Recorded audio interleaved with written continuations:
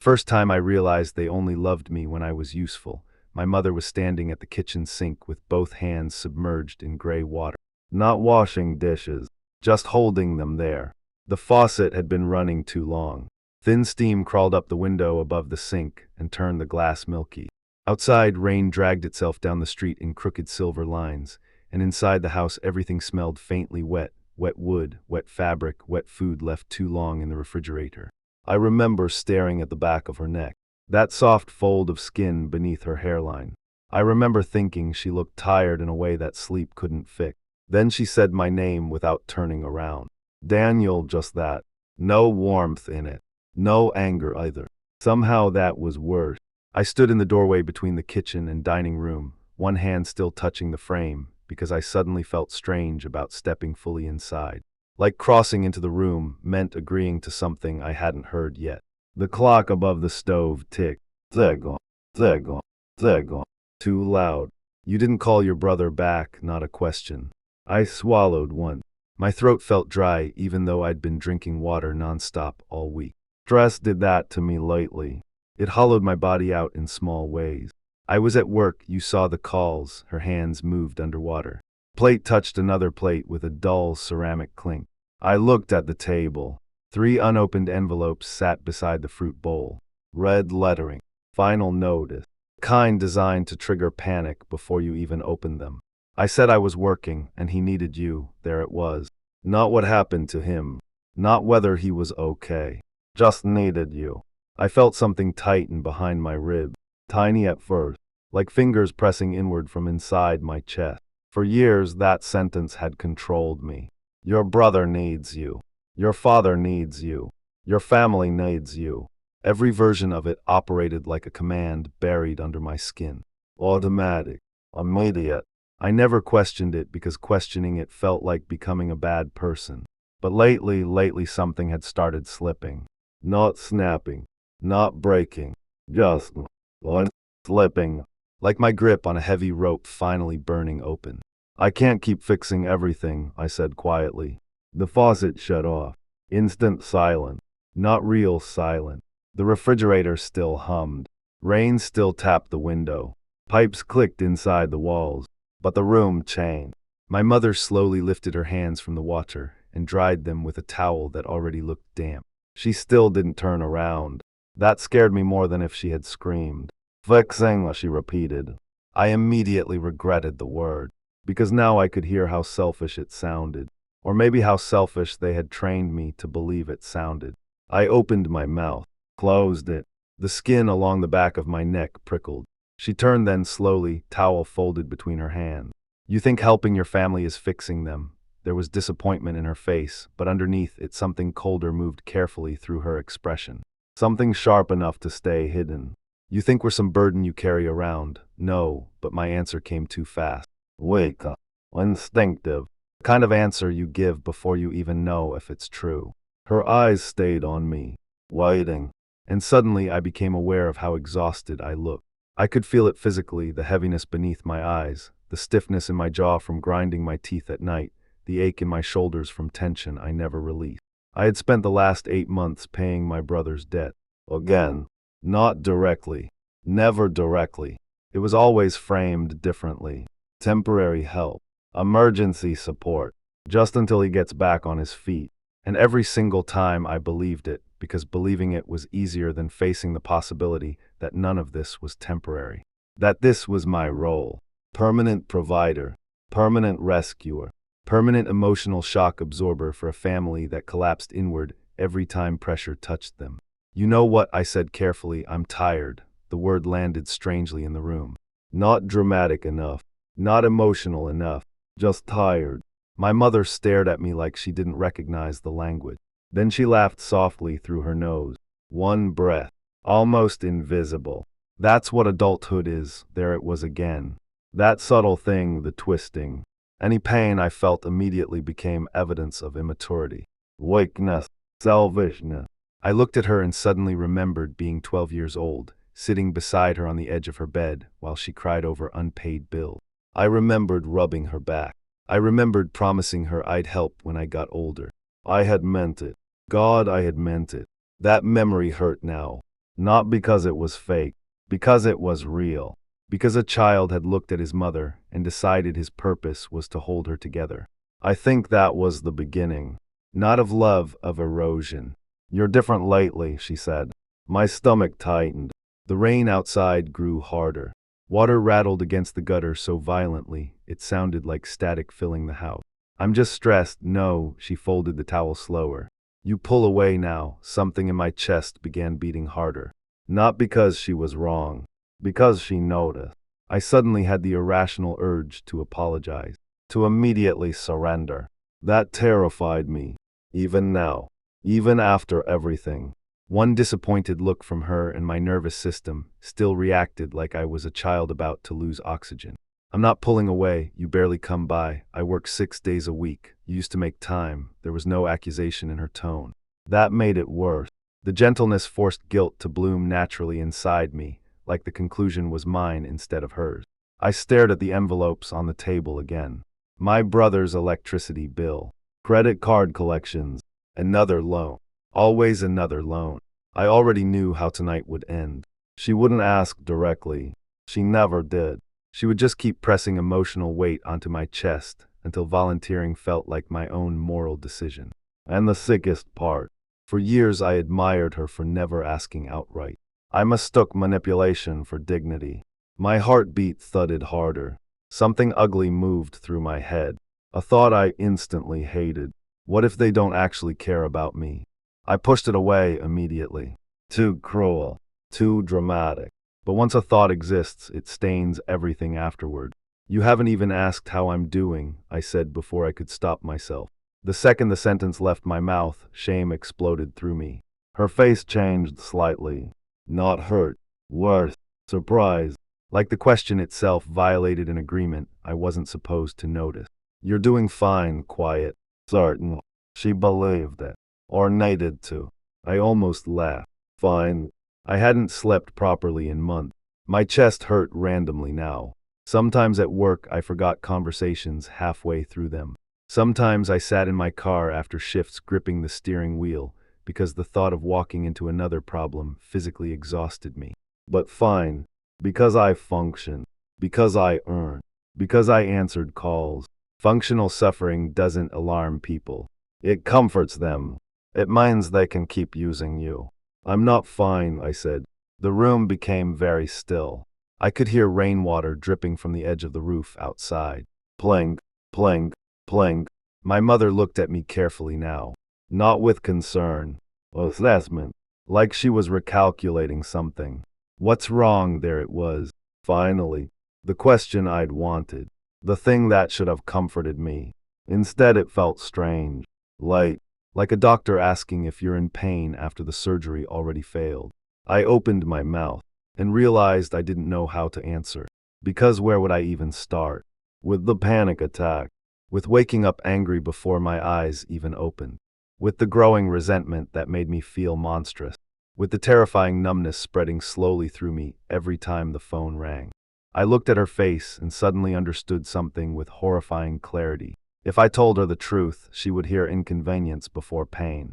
That realization moved through my body like cold water. Not fast, slow enough to feel every inch of it. I don't know, I whispered, and that was the most honest thing I'd said in years. Her expression softened immediately.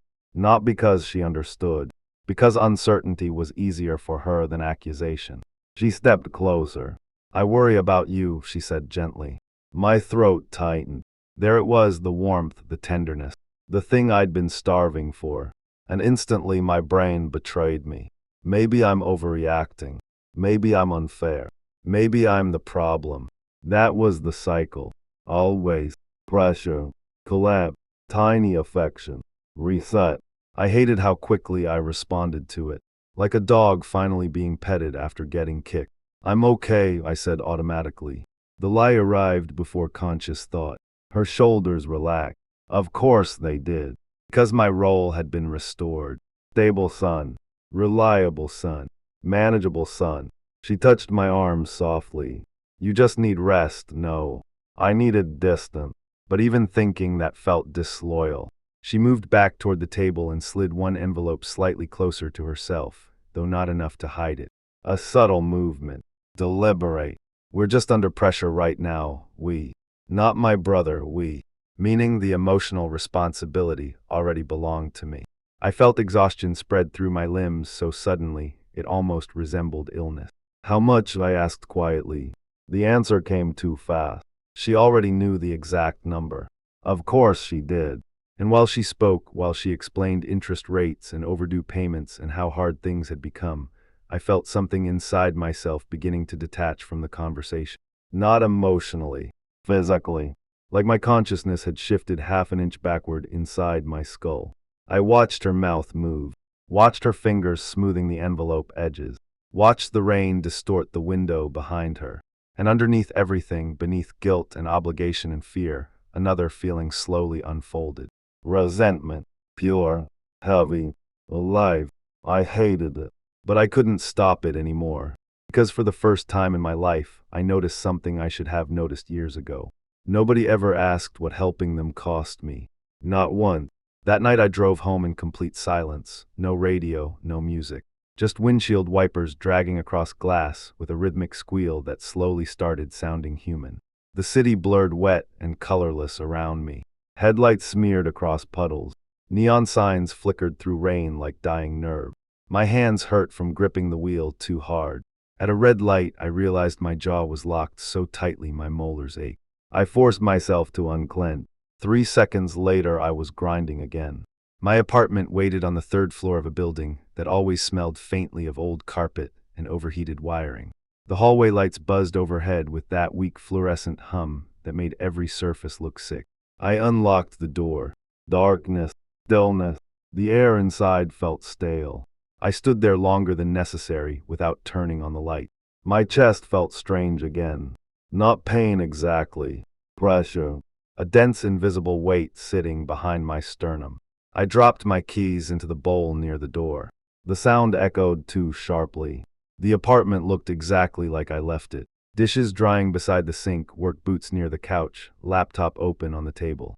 Nothing raw. Nothing dramatic. But the space felt hostile tonight. Like evidence. Evidence that my entire life had narrowed into survival and maintenance. I loosened my tie slowly. The fabric dragged against my throat.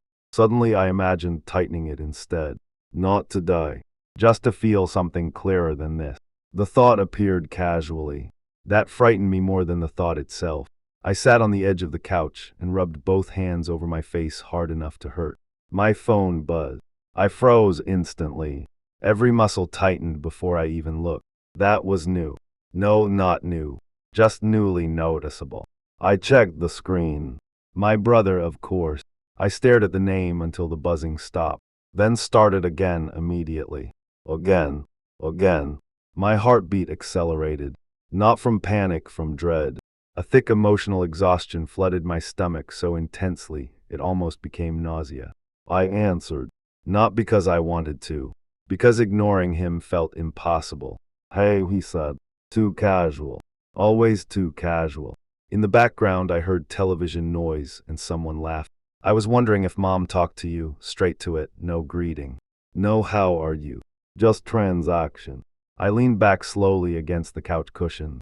They told me you're behind again. Yeah, man, it's temporary. The word almost made me laugh. I closed my eyes. I can't keep doing this, silent, tiny, but important, because something changed immediately in the atmosphere between us. What does that mean? His voice stayed calm, but underneath it I heard irritation sharpening itself. I mean I can't keep covering everything. You're acting like I'm asking for millions. That's not the point. Then what is? I opened my eyes and stared at the ceiling. Water stains above the light fixture. I'd been meaning to fix that for months. Everything in my life existed in delayed maintenance now. You always say it's temporary, I said quietly. But it never stops. Another silence. Then a sigh. Not guilt. Annoyance. You know what your problem is lately? My stomach tightened instantly. Because suddenly I was 12 again. Waiting to hear what flaw explained everyone else's disappointment. You've changed, there it was. Again. Different people. Same accusation. My grip tightened unconsciously around the phone. I'm exhausted, everyone's exhausted. No hesitation, no thought. Just immediate dismissal. I felt something inside me dim slightly, like a hallway light flickering weaker. You think you're the only person dealing with pressure. I didn't say that. You've got this whole martyr thing going on now. Martyr. The word hit hard because it inverted reality so perfectly. Now my suffering became narcissism. I rubbed my forehead slowly. A headache pulsed behind my eyes. I'm trying to explain something to you. No, you're trying to make me feel guilty. I stopped breathing for a second. Because that was exactly what they always did to me. But hearing him reverse it so effortlessly made me feel disoriented. Maybe I was wrong. Maybe I had become selfish. Maybe exhaustion really was making me cruel. That confusion spread quickly. I hated how quickly. You know what, he said, voice cooler now, forget it. Then came the line I knew was coming before he even spoke. I'll figure it out myself, weaponized independence. Perfectly timed. Designed to make refusal feel dangerous. My pulse thudded harder. Images flashed through my mind automatically. Him getting evicted. My mother crying. Family blaming me silently. The unbearable weight of being responsible for catastrophe because I finally said no once. That was the trap. Not explicit coercion. Conditioning. Years of emotional consequences attached to boundaries until guilt became automatic. I stared into the darkness of my apartment. My reflection floated faintly in the black TV screen across the room. Tired eyes. Hollow face. 35 years old and looking 50 in certain lighting. I didn't say I wouldn't help, I muttered. The shift in his tone happened instantly. Relief. Victory. Okay, he said softly. I just need a little time. There it was again. Tiny affection after surrender. My body reacted immediately. Tension lowering. Breathing easing. Like compliance itself produced temporary safety. And that realization disgusted me. After we hung up, I sat motionless on the couch for a long time. The apartment hummed quietly around me. Car alarm chirped outside somewhere far below. Pipes clicked inside the walls. My phone rested face down beside me like something alive. I stared at nothing. And slowly, carefully, another thought surfaced. What if I disappear? Not die. Just disappear. Stop answering. Stop fixing. Stop carrying. The thought filled me with two emotions simultaneously. Relief. Terror. Because I no longer knew who I was without being needed. And somewhere deep down, beneath resentment and exhaustion and anger, something even worse waited quietly in the dark. The fear that they might not come looking for me at all. I didn't sleep. I lay on my back in the dark with one arm across my stomach and watched shadows breathe across the ceiling while the building settled around me. Tiny sounds became unbearable after midnight. The refrigerator compressor turning on. Water knocking through distant pipe. Someone upstairs dragging a chair slowly across the floor like a body being moved. Every sound felt directed at me somehow. Personal. My eyes burned, but every time exhaustion started pulling me under, my brain jerked awake again with another unfinished thought. You're becoming cold, no. You're finally noticing. But good people don't think like this. Good people don't disappear inside their own families either. I turned onto my side. The digital clock beside the bed glowed too. 14 a.m. in soft blue light. Then 2:16. Then 2:21. Time felt swollen tonight. Thick. Like the air itself resisted movement. I closed my eyes harder. Immediately my brother's voice replayed in my head. Martyr. Then my mother. You pull away now. The worst part wasn't what they said. It was how quickly I doubted myself afterward. That was the real damage. Not pressure. Distortion. Constant rewriting of my emotional reality until I couldn't tell whether I was wounded or simply weak. My chest tightened again. I sat up abruptly and pressed the heel of my hand against my sternum. The pressure eased slightly. I breathed through my nose. Slow. Controlled. But my body no longer trusted calm. Even silence felt temporary now, like a pause before impact. At some point near dawn, I drifted into a shallow half-sleep filled with strange, fragmented dreams. My mother standing at the kitchen sink with water rising around her ankle. My brother knocking on a door I couldn't open because my hands were covered in something black and sticky. A hallway that kept stretching longer every time I tried to walk through it. Then my phone ringing. Loud. Violent. I jerked awake instantly. Gray morning light licked through the blind. For one disoriented second, I didn't know where I was. Then the phone rang again. My entire nervous system tightened before I even looked. Mom. I stared at the screen. Something inside me whispered, "Don't answer." I answered anyway. "Hello, Daniel." Her voice sounded different. Tighter. Controlled. Immediately adrenaline moved through me. "What happened?" "It's your father." My stomach dropped hard enough to feel physical. "What happened?" He fell. Everything inside me shifted instantly into emergency mode. No hesitation, no resentment, no boundaries. Just immediate surrender. I was already standing before she finished speaking. Already pulling clothes on. Already reaching for my keys. That was the terrifying thing about conditioning. It bypassed thought completely. The hospital smelled aggressively clean. Not fresh. Not clean in any human sense. Chemical clean. Bleach and sanitizer and recycled air, cold enough to erase comfort from your skin. The fluorescent lighting flattened everything into exhaustion. Faces. Walls. Time itself. I found my mother sitting alone near the emergency wing, hands clasped tightly in her lap. When she saw me, relief flashed across her face so intensely it almost hurt to look at. There you are, there you are. Not hello. Not thank you. Just the expectation fulfilled. I sat beside her. "What happened?" "He got dizzy in the garage." "Is he okay?" "They're checking." Her fingers twisted together harder. For a moment she looked small, fragile, and instantly guilt flooded me again for every angry thought I'd had. That was the cycle. Always. See their vulnerability. Forget your own wounds. Become useful again. I leaned forward with my elbows on my knees and stared at the pale tile floor. People moved constantly around us. Nurses. Wheelchairs. Muted conversations. Machines beeping somewhere behind closed curtains. Everything blurred together into one long, exhausted hum. "How long have you been here?" "Since 5. You should have called sooner. I knew you worked late." That should have sounded caring. Instead, something about it hurt. Even now, she framed my exhaustion as an obstacle to their emergencies, not an emergency itself. I hated myself for noticing that here. In a hospital. While my father was being examined. What kind of son thinks like this? Question dug into me immediately. Deep enough to silence everything else. My mother looked over at me suddenly. "You look terrible." I almost laughed. The words landed with strange emptiness. Not concern.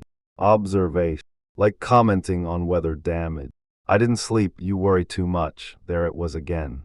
That subtle reversal. My suffering transformed into personal malfunction instead of consequence.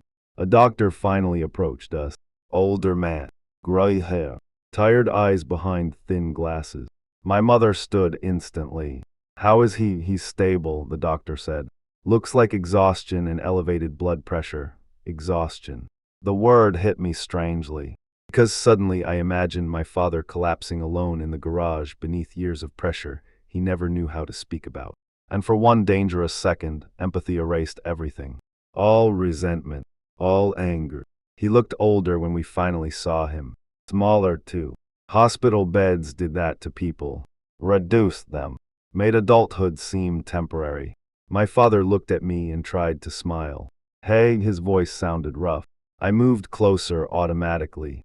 "How are you feeling?" Embarrassed, that surprised me. Something vulnerable flickered briefly across his face before disappearing again beneath his usual restraint. "Your father didn't talk about weakness. Ever. Not pain. Not fear. Not failure. He carried silence like religion." "You scared Mom." "I'm fine." Automatic. Even now. The nurse adjusted something beside the bed and left again. My mother immediately started fussing with his blanket, smoothing wrinkles that didn't matter. I stood there watching both of them and suddenly felt detached from the scene in a way I couldn't explain. Like I was observing a performance I'd participated in too long. My father glanced toward me again. "You working today?" "Later. You shouldn't miss work over this." I stared at him. At the pale skin beneath his eyes. At the IV line taped to his arm. And suddenly something cracked open quietly inside me. Not dramatic. Not explosive. Just a clean internal split. Because even now, even here, lying in a hospital bed after collapsing, his first instinct was to minimize his needs. And mine. No one in this family knew how to exist without self-erasure or self-sacrifice. We only understood value through suffering. The realization moved through me slowly. He taught me this, not intentionally, but completely. You need to rest, I said softly. My father looked away first. That tiny movement affected me more than words would have, like he couldn't tolerate receiving care directly. My mother sat beside him and started discussing medications with the nurse when she returned. I stepped back toward the window. Rain streaked softly against the glass outside. The city looked faded, muted gray buildings dissolving into low clouds. My reflection hovered faintly over the skyline, and suddenly I couldn't stop thinking about disappearance again. Not death, absence, just removing myself from the machinery. What would happen? Would they adapt, collapse, blame me, forget me? The fact that I didn't know terrified me, because somewhere over the years I had stopped existing as a person inside this family and become a function instead. Support, stability, resource, and functions are only noticed when they fail. By afternoon, my father was discharged. Mild dehydration, stress, rest recommended, no catastrophe, just warning sign. The emotional atmosphere afterward remained heavy, unstable. Like everyone sensed something larger moving underneath the surface, but refused to name it. I drove them home through slow rain. My mother sat in the passenger seat, my father in back. Nobody spoke much. Windshield wipers dragged rhythmically across the glass. Back and forth, back and forth. The silence didn't feel peaceful. It felt crowded. Halfway there, my father cleared his throat. You should come by more often. I kept my eyes on the road. I'm busy, that's not healthy. The irony nearly made me smile. Not from humor, from exhaustion. Nobody here knew the difference between concern and control anymore. Maybe we never had. You only get one family, my mother said quietly. There it was. Not direct pressure. Emotional positioning. A sentence designed to make distance feel morally dangerous. I felt the familiar guilt rising automatically, then something unexpected happened. It stopped halfway. For the first time in my life, the guilt met resistance. Not confidence, not clarity, just exhaustion finally becoming heavier than fear. I tightened my grip on the steering wheel. Rain blurred the traffic lights ahead into red smears across wet asphalt. I know, I said, and because I didn't immediately surrender emotionally afterward, the atmosphere inside the car changed subtly. My mother glanced toward me. Tiny movement. Assessment again. They could feel it, the shift. Not rebellion. Withdrawal. The slow loosening of control. That frightened them, and somehow that frightened me more. Dinner happened because that's what families do after medical scares. They perform normalcy desperately. My mother cooked too much food. My father insisted he felt fine every 4 minutes. Television murmured quietly from the living room, though nobody watched. And my brother arrived 40 minutes late, smelling faintly of cigarettes and rain. The second he walked in, the emotional temperature changed. He hugged Mom, clapped Dad lightly on the shoulder, then looked at me. Briefly, something unreadable passed through his expression. Last night still existed between us, unresolved. Sharp. You good? He asked. Such a simple question. Yet I could already hear the hidden meaning underneath. Are we pretending nothing happened? I nodded once. Yeah, like. We sat around the table afterward, eating mostly in silence. Forks scraping plate. Ice shifting in glasses. Rain ticking softly against windows. Everything felt unnaturally amplified tonight. My brother talked about work. My mother complained about grocery prices. My father remained quieter than usual, one hand occasionally pressing unconsciously against his chest when he thought nobody noticed. And beneath all of it, something unbearable kept building inside me. Pressure without direction, like screaming internally with nowhere for the sound to go. You're quiet, my mother finally said. All eyes shifted toward me instantly. My stomach tightened. I'm tired, that's all you say lately, my brother muttered. There it was, small, casual, but deliberate. I looked at him. You think I'm lying, I think you like acting like everything's on your shoulders. My pulse spiked immediately. The room suddenly felt warmer. Too warm. I set my fork down carefully. You know what's interesting, I said before I could stop myself. My brother leaned back slightly. What? No matter how much I help, the second I struggle, I become the problem. Silent. Immediate. Heavy. My mother's expression tightened. My father stared down at his plate. My brother laughed once under his breath. There it is, what does that mean? This victim thing you do now, victim. Again that word. Again the reversal. Something inside my chest started shaking. Not metaphorically, physically. Tiny muscle tremors beneath my rib. You call me when you need money, I said quietly. You're my brother, you only call when you need something. That's bullshit, is it? His face hardened. You know what your issue is. You think helping people makes you superior. No, I said. I think I disappeared doing it. The words landed harder than I expected. Because they were true. Completely true. And once spoken aloud, I couldn't retreat from them anymore. Nobody moved. Rain continued softly outside. The refrigerator hummed. Somewhere in the living room, canned laughter erupted briefly from the television before fading again. My mother spoke first. Why are you talking like this? Meaning honestly. Meaning outside the system. My throat felt tight now. Years of swallowed emotion pressing upward all at once. I'm exhausted, I whispered. I don't know who I am anymore outside of fixing things for everyone. You're being dramatic, my brother said immediately. That exact thing. The speed of dismissal. The refusal to even pause long enough to consider my pain real. Something finally broke then. Not loud, quietly. Like a rope fraying completely after years under tension. I looked around the table. At my father avoiding eye contact.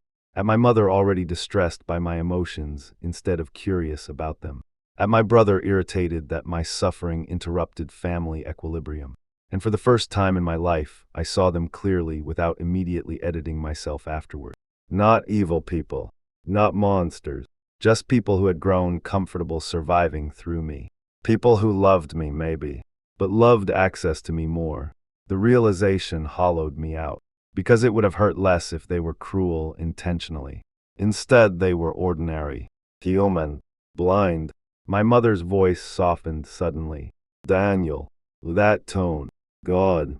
That tone almost destroyed me every time. Gentle. Careful. The voice she used when pulling me back into my role. We need each other, I looked at her. Really looked at her. At the fear beneath her composure. Because she felt it now. Possibility of losing me emotionally. And underneath my anger, grief exploded violently through my chest. Because I loved them. That was the unbearable part. I loved them enough to let them consume me for years. Tears burned unexpectedly behind my eyes. I stood abruptly from the table. The chair scraped harshly against the floor. I can't do this tonight, Daniel, I can't, my voice cracked. Humiliation flooded me instantly.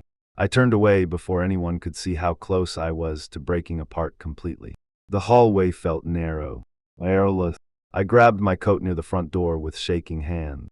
Behind me, footsteps approached. My brother, of course. Don't leave like this, I laughed once. Broken sound. How should I leave? You're acting insane. There it was again. Distortion. Pain becomes visible long enough, people stop calling it pain and start calling it instability. I turned toward him slowly. You know what's crazy, I said softly. I genuinely believed for years that if I stopped holding everyone together, you'd all fall apart. His expression flickered. Just slightly. And in that flicker I saw it. Recognition. Not full understanding. But enough. Enough to know I wasn't entirely wrong. That's not fair, he said quietly, no denial. Just fairness. I nodded slowly. Maybe the house suddenly felt unbearably small. Every room packed with invisible history. Old guilt. Old road. Old versions of myself I no longer knew how to carry. My mother appeared behind him now. Worried. Tense.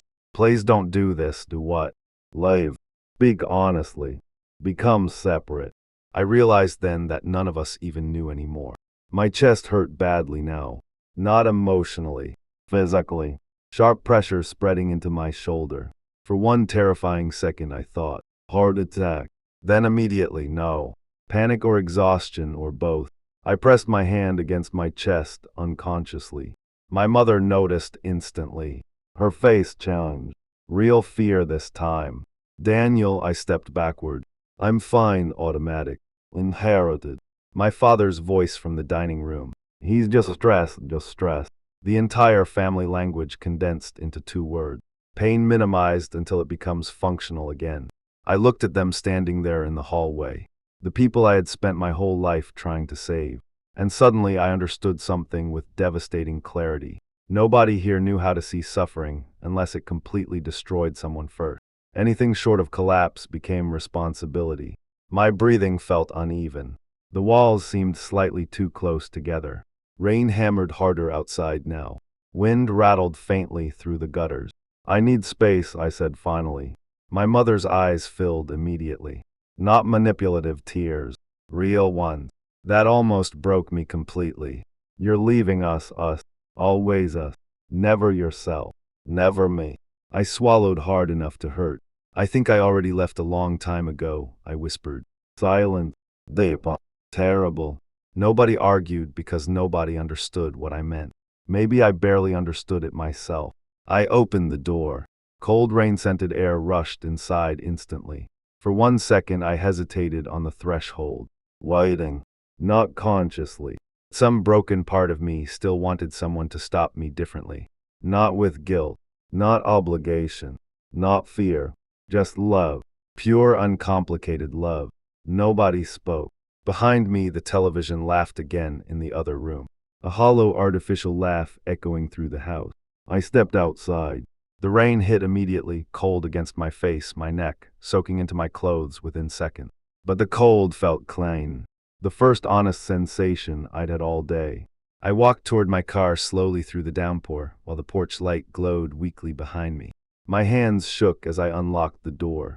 Not from temperature, from adrenaline, from grief. From the terrifying realization that I no longer knew whether I had escaped something or destroyed it.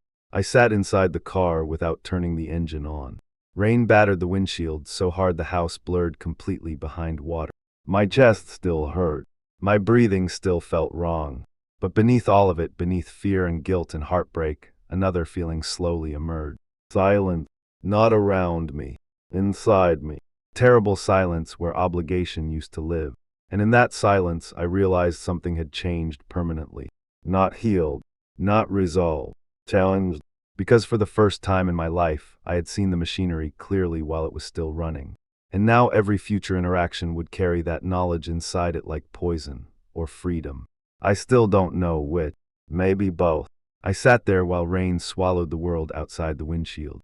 And inside the house behind me, the people I loved were learning what happened when the person holding everything together finally loosened his grip. Not all at once. Slowly, quietly. The way people lose circulation before they notice a limb has gone numb.